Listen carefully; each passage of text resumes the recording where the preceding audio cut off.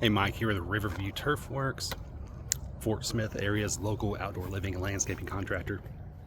We have final day here on an irrigation install here in Van Buren, sprinkler system front, rear, for this newer property. Kind of see what it looks like during this process. We have backflow valve here.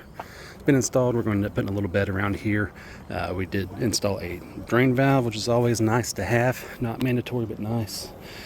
A little bit of trenching work here, tied into the main water source up here with a shut-off and a master valve to keep any future leaks from occurring while the system is not running.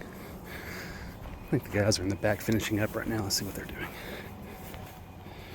Got a couple zones left to install, and then we'll be out of here.